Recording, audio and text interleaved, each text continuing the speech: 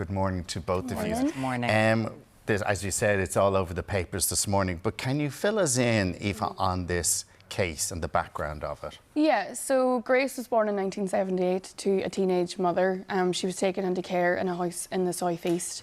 She was non-verbal and had a number of different difficulties.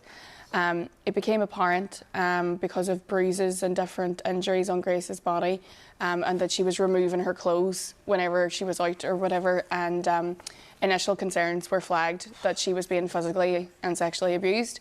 It later came to light that a different child who was also in the care in that home had also made a complaint that she had been sexually abused. That was never investigated by the Gardaí. Later on, John McGuinness, the TD for Kilkenny, who worked very hard to bring this to light, it was him that brought this, and Enda Kenny, actually, this is how long this has gone on. Enda Kenny was the person who launched the inquiry into what became known as the Grace case. Grace is obviously not the girl's name. That was a moniker given to Grace to protect her identity. It's been sitting on the government's desk. This report has been sitting on the government's desk for a year. It's cost 14 million, and despite the litany of injuries that John McGuinness actually lists in the Irish Examiner today, I would ask everyone to go and read John McGuinness's piece in the Examiner today. Despite that list of injuries, this report has not found any evidence of abuse. It will not be investigating the other 47 children who went through that foster home, and they will not do the second part. The government have decided not to do the second part of the report as well. And can I just say, this reminds me so much of the Mother and Baby Homes report, in that this is what this country used to do to people. You know, people that were different were sent away, and there was a lack of care and consideration for these people. And when we do then have to have these reports, they are done very, very shoddily. They cost a fortune, and no one feels vindicated at the end of it.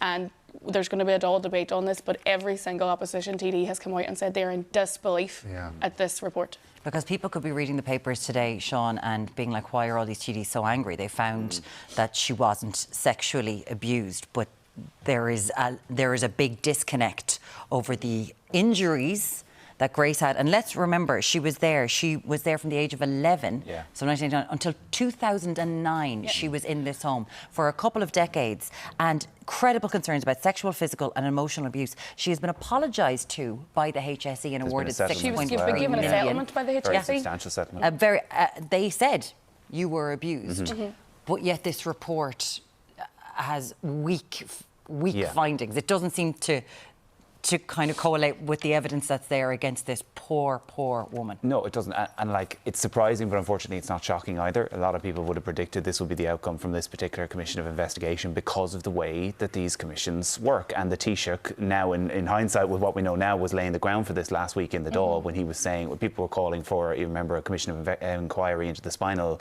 surgeries case. And he was saying, we shouldn't really be going down this road anymore. They cost millions. No one gets closure at the end, and we just go through, you know, reams of solicitors' fees and legal fees in getting to this point. And this is probably a case in point. 4 Taoiseach ago, it was started, 8 years, 14 million euro put into it, to come out with and say, actually, we can't find any evidence. Now, the only assumption I can make for Marjorie Farrelly is that when she is looking at this, she's looking at it from a senior counsel point of view, from a purely legal point of view, that if you took this case into a court of law now for a non-verbal woman, both of the foster parents are now deceased, you would not win that case. And we know it's very difficult to win or to prove sexual assault and rape in this country because there is a very, very high bar of it. When it's historic as well, that is difficult. And despite all of the different things that are outlined, as Aoife said, by John McGuinness today, if you took it to a court of law, presumably that is what she's saying. Is there any reasoning, Aoife, why it's taken so long? This is now, I believe I read this morning, there was 9 different deadlines for this report. And it just kept getting pushed out. But also, the government had this report a year ago.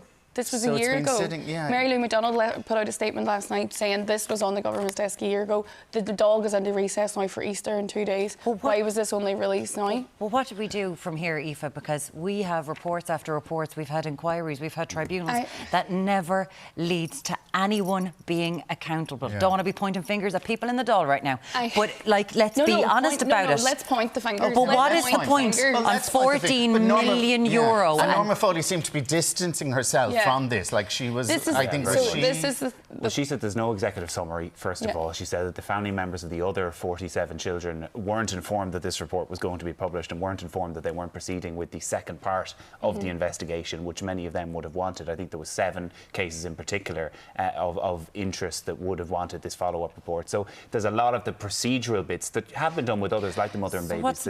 What do we do? So, What do we do? For instance, right, just to use different examples, I wrote years ago in the Irish Examiner, the thing this country is really, really good at is public apologies.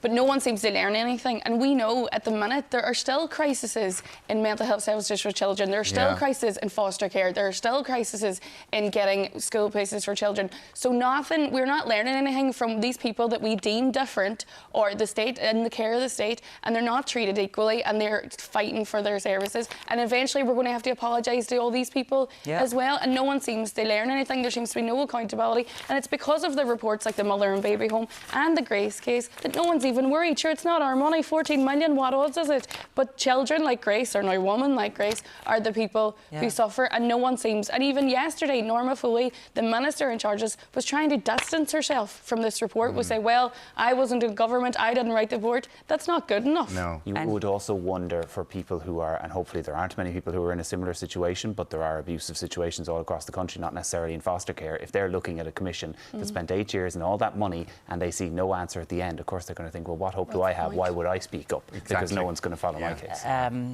All you can think about is Grace is in her 40s now. I hope that she's doing okay. You can't even imagine what she's been through her entire life in that home with those 47 other children.